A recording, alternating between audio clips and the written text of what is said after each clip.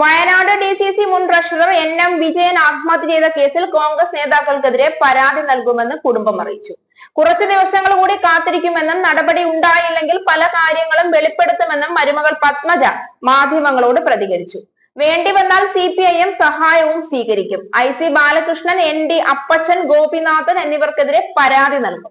നിയമ നടപടിയുമായി മുന്നോട്ട് പോകുമെന്ന ഉറച്ച നിലപാടിലാണ് പത്മജയും കുടുംബവും. ഒരു ഔദാര്യവും വേണ്ടെന്ന് CPIM-നോട് പറഞ്ഞവർ അത് നിറവേറ്റുന്നില്ല. 10 ദിവസം കൂടെ കോൺഗ്രസിന് സമയം കൊടുക്കുന്നു എന്നും 10 ദിവസത്തിനുള്ളിൽ പരിഹരിച്ചില്ല എങ്കിൽ സഹായിക്കാൻ ആര് വന്നാലും സ്വീകരിക്കുമെന്നും സഹിക്കുന്നതിനൊരു പരിധിയുണ്ട് എന്നും പത്മജ പറഞ്ഞു.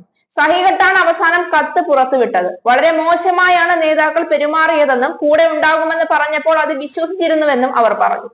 സത്യം എല്ലാ കാലത്തും മറച്ചുവെക്കാനാവില്ല. നീതി കിട്ടിയേ തീരൂ. 2.5 കോടിക്ക് മുകളിൽ കടബാധ്യതയുണ്ട്. 10 ലക്ഷം രൂപയാണ് കിട്ടിയത്. ഇത്രയും വലിയ പാർട്ടിക്ക് ചെയ്തു തീർക്കാൻ കഴിയുന്ന കാര്യമേയുള്ളൂ. പ്രിയങ്ക ഗാന്ധിയിലേക്ക് വിഷയം എത്തിക്കാൻ ആരൊക്കെയോ ഭയക്കുന്നുണ്ട്. അല്ലെങ്കിൽ അവർ വളരെ ലാഘവത്തോടെ വിഷയം കാണുന്നു എന്ന് വേണം കരുതാനെന്നും പത്മജ മാധ്യമങ്ങളോട് കൂട്ടിച്ചേർത്തു. അതേസമയം NM വിജയന്റെ കുടുംബത്തിന് പിന്തുണ നൽകാനാണ് CPIM തീരുമാനം. കോൺഗ്രസ് നേതൃത്വം മാപ്പ് പറയണമെന്ന് ആവശ്യപ്പെട്ട് CPIM പ്രിയങ്ക ഗാന്ധി NM വിജയന്റെ കുടുംബത്തെ അപമാനിച്ചുവെന്നും ആരോപിച്ചു. നീതി ലഭിക്കാനുള്ള പോരാട്ടത്തിൽ കുടുംബത്തോടൊപ്പം ഉണ്ടാകുമെന്നും CPIM ഏരിയ കമ്മിറ്റി വ്യക്തമാക്കി. സഹകരണ ബാങ്കുകളിലെ നിയമന കോഴയുമായി ബന്ധപ്പെട്ട് Wayanad DCC treasurer NM Vijayan ജീവനൊടുക്കിയ സംഭവത്തിൽ IC ബാലകൃഷ്ണൻ MLA ഒന്നാം പ്രതിയാക്കി പോലീസ് കേസ് എടുത്തിരുന്നതാണ്. ഈ വിഷയമാണ് ഈ സംഭവത്തിന് ആധാരം. ആത്മഹത്യാ പ്രേരണ കുറ്റത്തിനാണ് കേസ് അന്നെടുത്തത്. DCC പ്രസിഡന്റ് ND അപ്പച്ചൻ, മുൻ DCC ട്രഷറർ KK ഗോപിനാഥൻ, അന്തരിച്ച DCC പ്രസിഡന്റ് PV ബാലചന്ദ്രൻ എന്നിവരായിരുന്നു മറ്റു പ്രതികൾ.